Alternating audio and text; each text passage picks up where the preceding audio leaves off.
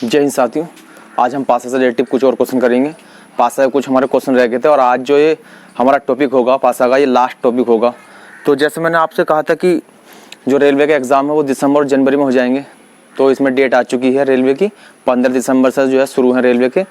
तो अब जो है आप तैयारी पर लग जाओ और करीबन 12 से 14 घंटे तक तैयारी करो, क्योंकि रेलवे के लिए करीबन मान के चलो 2.5 करोड़ बच्चे हैं। 2.5 करोड़ बच्चे इसमें बैठेंगे जो रेलवे का एग्ज़ाम देंगे। तो आप समझ गए कि वैकेंसी 1,40,000 कुल है सारी, और उसमें जो है 2.5 करोड़ बच्चे बैठेंगे। तो आपको सोचना है कि हमें जो है कितने बच्चों को क्रॉस करना है। तो बस मेरा आपसे यही अनुरोध है कि आप तैयारी करीबन 10 घंटे प्लस में करो। तो इसमें हम कुछ क्वेश्चन हमारे रह गए थे जो हम आज करेंगे इसमें पासा में। तो इसमें पहला क्वेश्चन है, पासा में जो पहला क्वेश्चन दिया गया है,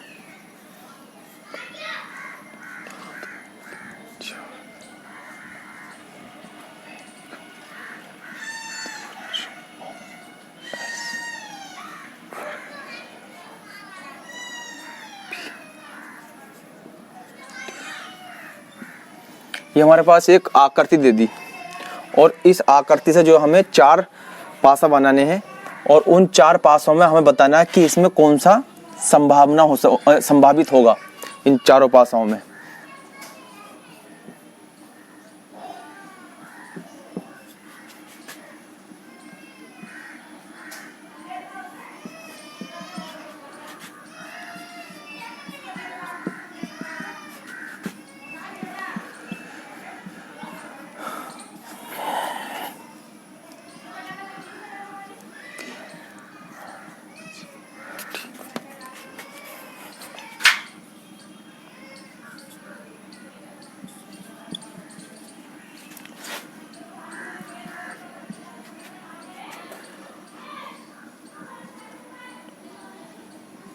ये हमारे पास 4 पासा दिए हुए हैं और इन 4 पासों में बताना कौन सा इससे बन रहा है। इस वाली आकृति से इन चारों पासाओं में कौन सा बन रहा है। अब हमें यहाँ पर ये देखना है कि इसके विपरीत कौन कौन से हैं। त्रिभुज का विपरीत ऐसा होगा, यह 5 मान लो अपने अनुसार जो मानो, यह ऐसा हो गया। ओ का विपरीत हमारे पास वर्ग होगा, ये वर्ग की आकृति है। और ए बी या सी डी, हमने अगर ये लिया सी डी, ये होगा जी आपका ए बी के विपरीत। ये ध्यान रखना आपको कि ए बी जो होगा वो सी डी का विपरीत होगा, ओ होगा वर्ग का विपरीत होगा, त्रिभुज या एस ये आपस में विपरीत होंगे। और आपको ये भी पता है कि इन दोनों में से एक सामने होनी चाहिए, दिखनी चाहिए, और एक हमें नहीं दिखनी चाहिए। अगर हमारे पास ये दोनों विपरीत सतह अगर दिखती हैं तो इसका मतलब ये हुआ कि वो पासा गलत हो जाएगा। तो ए भी अगर हमारे पास यहाँ दिखता है तो सी डी नहीं दिखना चाहिए, तो सी डी दिख रहा है तो इसका मतलब ये पासा गलत। सी डी दिखता है तो ए भी नहीं दिख रहा, ये बात सही है।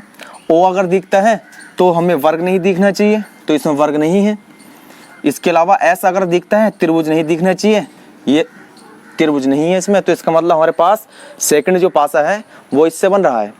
इसके बाद अगर हम देखें तीसरा जो पासा है एस है, तो त्रिभुज नहीं होना चाहिए, मगर इसमें त्रिभुज है तो ये गलत हुआ।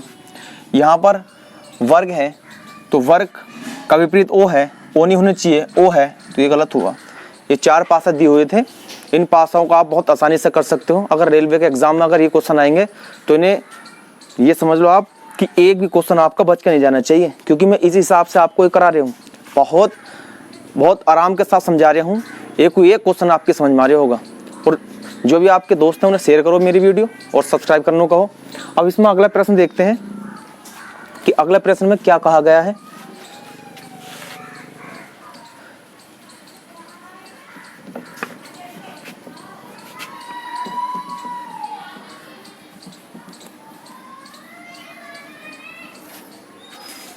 आज बहुत मज़ेदार क्वेश्चन आएंगे आपके सामने। हमारे पास एक पासा है, मतलब एक बेलन दिया हुआ है,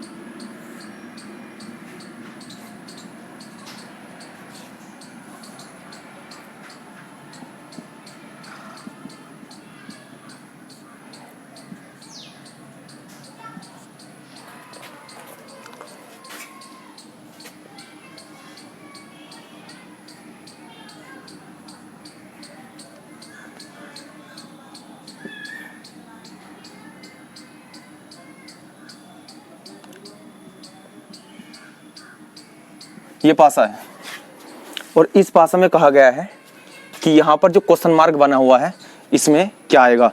और ये हमारे पास बेलन है, क्या है ये बेलन है, मतलब पहला बेलन तो ये हमारे पास, दूसरा बेलन ये है और तीसरा बेलन ये है।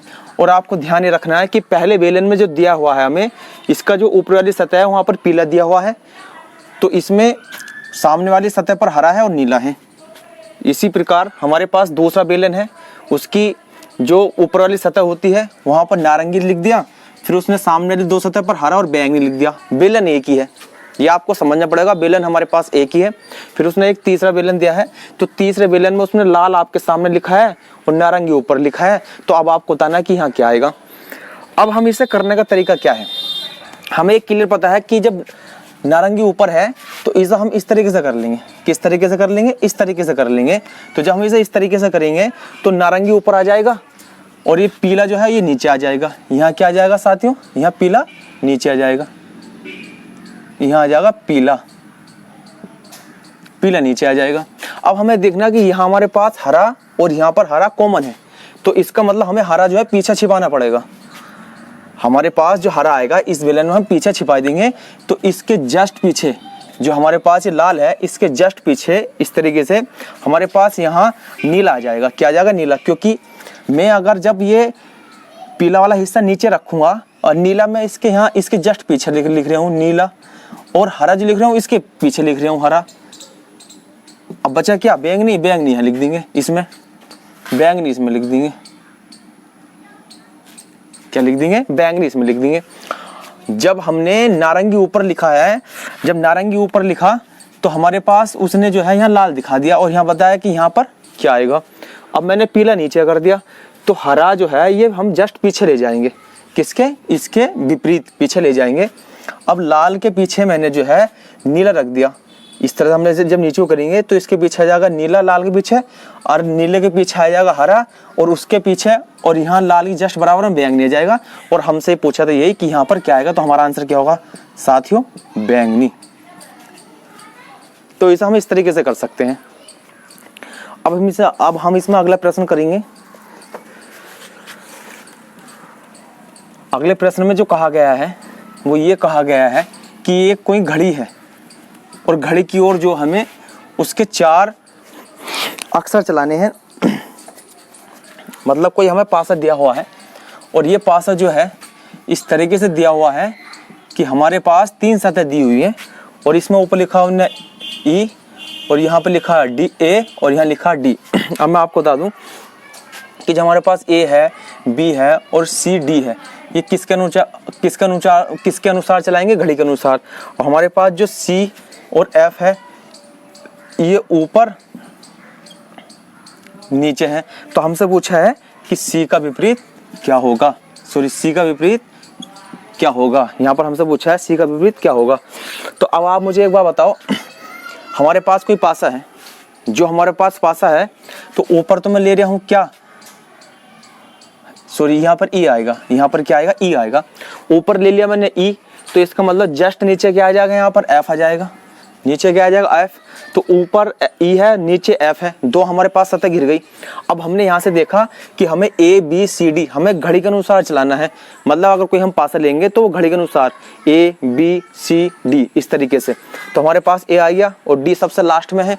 इसका मतलब इस तरीके से घूमेगा, ए के जस्ट बराबर जो आकृति आएगी, ये जो सतह आएगी तो वो हमारे पास बी होगी, और उधर बी के पास और डी के पास की जो सतह होगी वो क्या होगी, सी होगी, और डी आ गया। तो इसका मतलब ए के विपरीत क्या आ जाएगा, यहाँ सी, और यहाँ आ जाएगा बी। डी का विपरीत हो जाएगा बी और सी का विपरीत हो जाएगा ए। और हमसे यही पूछा है, यही हमारा आंसर है।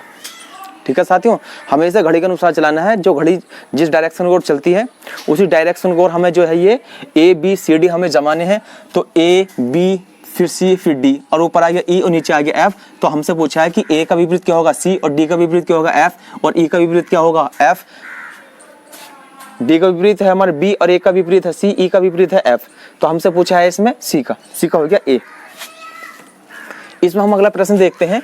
इसमें और कुछ ऐसे क्वेश्चन हैं जो एग्जाम में पूछे गए हैं।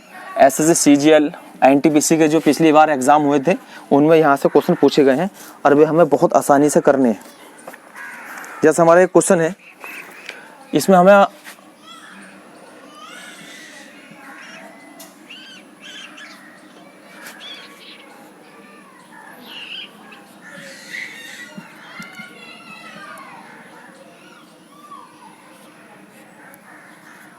ये है और हमसे पूछा है कि एक का विपरीत क्या होगा।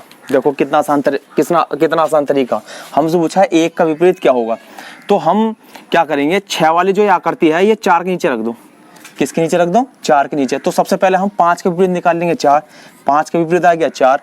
अब हमने 6 वाली जो आकृति है ये हम रख दी 4 के नीचे, तो 2 का विपरीत क्या हो गया? 6। और 3 वाली आकृति यहाँ ले आएंगे जस्ट 2 के बराबर, तो इसका मतलब 1 का विपरीत क्या हो जाएगा?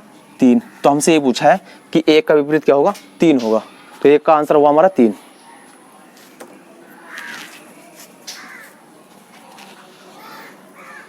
इसमें हम अगला प्रश्न देखेंगे।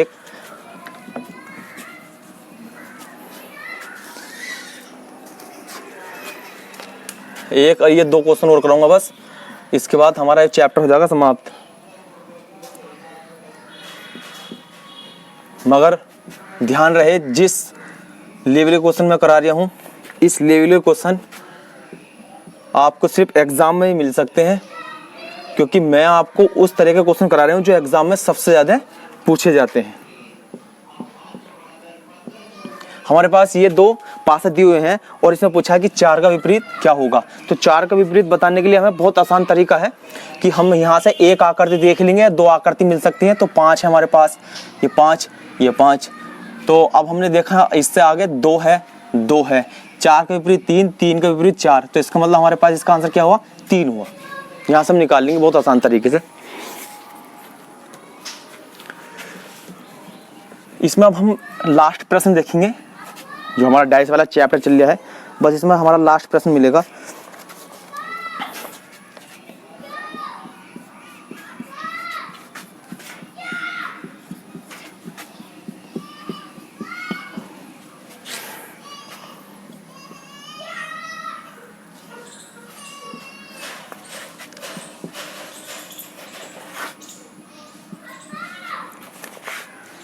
ये हमारे पास 3 पासा हैं और उसने पूछा है कि अगर मैं एक पासा और बनाऊं, ये पासा और बनाऊं, तो इस पासे में यहाँ 5 है और यहाँ B है, यहाँ A है। तो इन A और B की जगह क्या क्या अंक आएंगे? A और B की जगह क्या क्या अंक आएंगे, हमसे पूछा है। तो आप इसे वैसे अगर विकल्प से करना चाहते हो तो विकल्प से बहुत जल्दी हो जाएगा, ये ध्यान रखना। वो क्यों?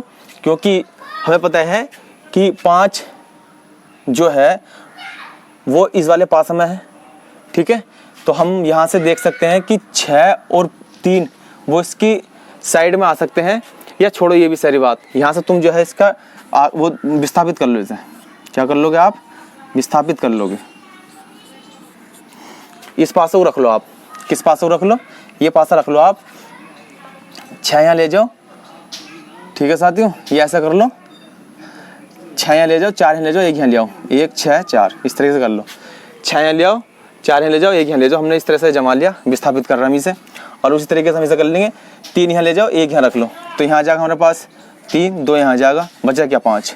अब इसका मतलब 1 का विपरीत क्या है? 5, 2 का विपरीत क्या है? 4, 3 का विपरीत क्या है? 6। अब हमें पता है कि हमें ये वाला जो पासा है, ये पासा इसमें विस्थापित करना है। तो 5 ये है, 2 ये आ गया, 3 यहाँ ले आओ। 3 जो है यहाँ पर ला सकते हैं हम, तो इसका मतलब 2 और 3 आ जाएगा, 2 और 3। तो ये हमारे पास लास्ट क्वेश्चन था पासे का। अब हम इसमें जो है कोई नेक्स्ट चैप्टर करेंगे। अगर आपकी कोई चैप्टर कमजोर है तो मुझे कमेंट में करके बताओ, मैं अगला चैप्टर जो है वही करा दूंगा, मैथ हो या रीजनिंग हो, ठीक है। तो साथियों मिलेंगे हम नेक्स्ट वीडियो में।